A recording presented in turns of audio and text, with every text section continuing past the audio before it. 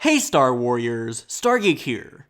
So I have spent the past day really just thinking all about Rogue One because I haven't made a video on it yet. I've just kind of been gathering my thoughts.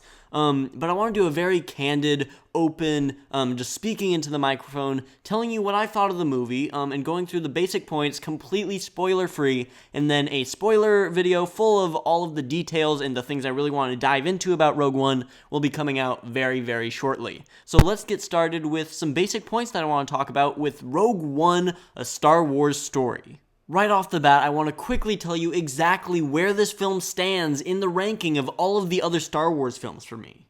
And honestly, this might just be because I'm so hyped up on Rogue One right now and I think it's much better than it really is, because I remember when The Force Awakens came out, I ranked it as the third best Star Wars movie, right below The Empire Strikes Back and A New Hope for me. But as time went on, I realized that Return of the Jedi is just a little bit better than The Force Awakens, and it was really more just the experience of seeing the movie in the theater so many times with so many great fans that really elevated my appreciation for The Force Awakens, for Episode 7. So I probably want to sit on this one for a little bit, but as of right now, it is my second favorite Star Wars movie of all time, even better than A New Hope, which is insane because this is basically the prequel to A New Hope, and there's a lot I want to say, but I don't want to spoil too much, so let's get into the actual spoiler-free points that I want to talk about today for Rogue One, a Star Wars story. The most obvious place to really start is the characters in this movie, and I love these characters. There's been such a great variety of Star Wars characters over the years, over the decades, but what has really come out as the shining part of Rogue One is the interaction between the people of the movie and the robots, because K2SO is by far one of the greatest Star Wars characters ever made. He's just the jokes, the humor in this movie, which I'll get to in a minute, but K2SO has some of the best moments in the entire film. The characters, the interactions that they have between each other, their personalities, their struggles, everything that they deal with in the movie, it was just developed perfectly. And they weren't given a lot of time to really show off these characters, because they only had 2 hours to make this movie. But not 2 hours to produce the movie, 2 hours to show off these characters and to introduce us to these characters and to develop them. But for the time that they were given, the 2 hours and 14 minutes that they had to develop these characters, they made us love them so much. You grew so attached to these characters after only a couple hours of seeing them on screen. They felt just as close as someone like Luke Skywalker or Han Solo to you. It was an amazing thing that they did, being able to really get us attached to someone that we had met just an hour or two earlier. And I don't want to say too much about the villains of this movie, but they are amazing. You will love director Orson Krennic if you haven't seen the film yet. He is played magnificently by Ben Mendelsohn. It's a great portrayal, and it's something that we haven't really gotten in a Star Wars villain before, so you'll love that. And I don't want to spoil too much, but the other villains in the movie, they really elevate Rogue One just a whole notch higher. A lot of people are saying that Rogue One was a very slow movie. Like, it started out extremely slow, it took a long time to build up, and then the climax was this big excitement and adventure and stuff. But really, if you look back on it, it is cut very concisely, and everything goes by really quickly. It's smooth, it flows together very, very well. It's very smooth. And I think that a lot of people overlook that just because the ending is so intense, that the whole beginning part just seems slower in comparison. It's all relative here, though, because if you really look at the paces of the original movies compared to Rogue One, this movie flies by. And I just think they did a fantastic job pacing the film to keep you interested throughout the whole thing, while also not making it too intense or getting you really bored and dulled down. So the pacing was just perfect for me. And the locations of this film are incredible. I say incredible and amazing and fantastic about everything about this movie just because it is so incredible and amazing and fantastic. But the locations here, they fit in so well with the original trilogy. You feel like this could be made if it wasn't for the clear technological advancements and the pacing and things like that. You could feel like this would be made in the 80s. It seems like it comes straight from the original trilogy, from the minds of the same people who made it, which is incredible. The locations, they have different biomes and different types of environments that really fill in the universe, and a lot of different places that we haven't really seen before. Little styles of trading outposts or desert planets that are unique in their own way. There's a lot I want to talk about, but I'm going to save that for the spoiler review because I don't want to give away too much. But each location that they visit, I mean, they have a whole tropical planet. It's amazing. I can't believe how well they developed the locations of this movie. And I can't wait to be able to name each and every planet that they've been introducing to us, that Disney's been giving us, because they're all incredible. Like I was talking about earlier, the humor in this movie, the jokes, everything that makes you crack a smile or laugh out loud is just incomparable to anything else in the Star Wars saga, because there's never been humor of this high caliber. It's incredible how amazing K2SO is, and especially comparing him to the robots of the older movies, C-3PO and R2-D2. I love C-3PO. He's my favorite character. But his humor is a much different style than K2SO, and K2SO just bumps it up a whole level, and it's incredible to see the theater erupt with laughter, and you can just tell that everyone's really, really loving the new droid in the movie. So the humor bit in this review is kind of me saying how amazing K2SO is. So if you haven't seen the movie yet, you will love that character.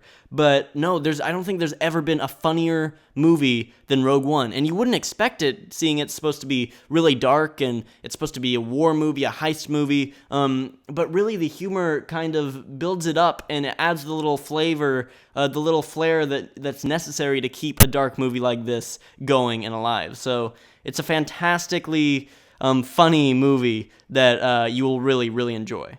I remember in 2015, about a year ago, when I was watching The Force Awakens for the first time, and they kept pulling up like little Easter eggs all over the place, like Finn pulls up the training orb, or the Dedrick holochess table turns on, and it just seemed way, way too forced. Everything about the Easter eggs in The Force Awakens were very, very shoehorned in there, and they just seemed like they were playing too much into the fan service aspect of the movie. And I wasn't a huge fan of the Easter eggs. I mean, I loved seeing them, but it seemed like they were focusing way too much on them.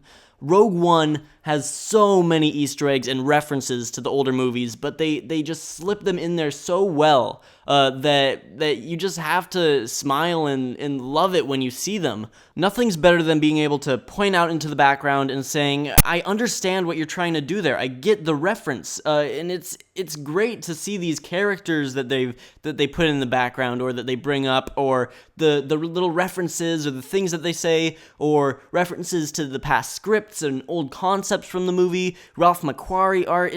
It's amazing how deep and how loved. You can tell that this is a labor of love that they've put into Rogue One, and that this was made by true Star Wars fans. Just to see all the little Easter eggs and references that they've thrown in there, it's really just a nice way to thank the fans and to show the fans that they care about what they're making. One of the most popular videos that I have up on the channel is the top 10 saddest Star Wars scenes list. And I've got to say, this is by far the most emotional Star Wars movie that has ever come out. The human emotions that are put into this movie beat every other Star Wars movie by a mile.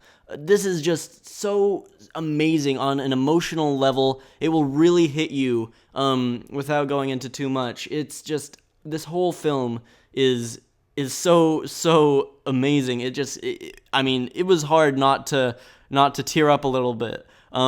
It was that good, and what they put into this movie, it was worth the wait. Honestly, I wasn't really as hyped up for Rogue One as I was for The Force Awakens, because The Force Awakens has such a build-up. You were waiting for years for that Star Wars movie to come out, and when it came out, it was amazing. It was incredible. But Rogue One was very different. It was a surprise how amazing this film really is. There's no way to really describe how I feel about this movie other than saying, you know how much I love Star Wars, and you know how I see the movies, and how Empire Strikes Back is my favorite movie of all time, and I'm ranking this just below that.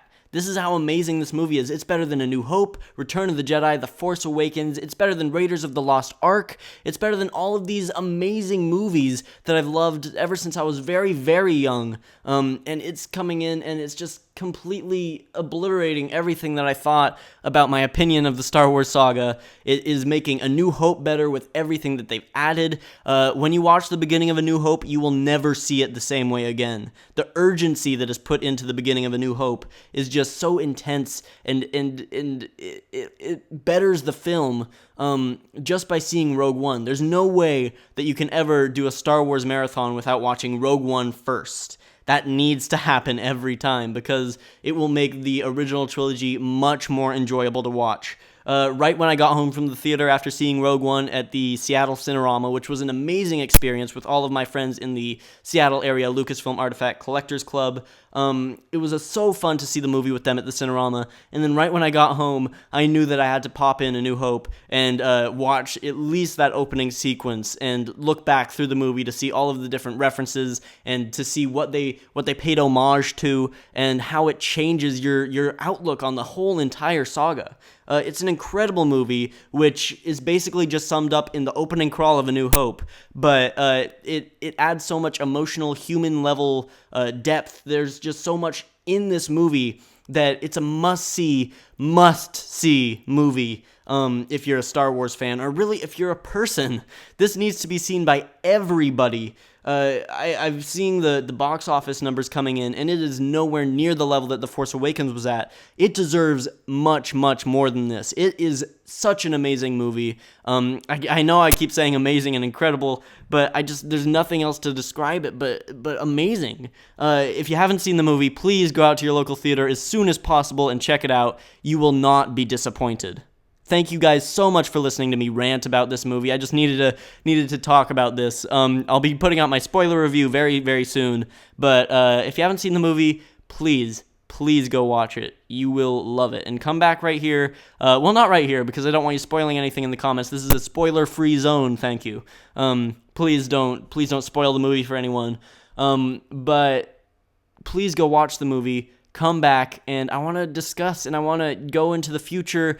It's a better world now that Rogue One is out there, and I want to be able to talk a lot about this in the channel. The future of the channel is completely different now that Rogue One has proven itself to be so incredible, and I think that Disney has regained a lot of faith in the Star Wars community, in the movie-going audience, just from this movie. Because even the people who didn't like The Force Awakens have to admit that Rogue One was a project of love. It was a project that everyone had looked forward to and people needed to see. This was an intense, very, very drawn-out, emotionally loving film that, if you're a Star Wars fan,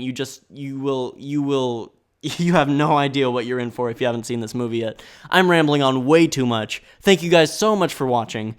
Please go check out the movie and come right back here so we can talk about it. Until we meet again in a galaxy far, far away, this has been StarGeek. May the Force be with you.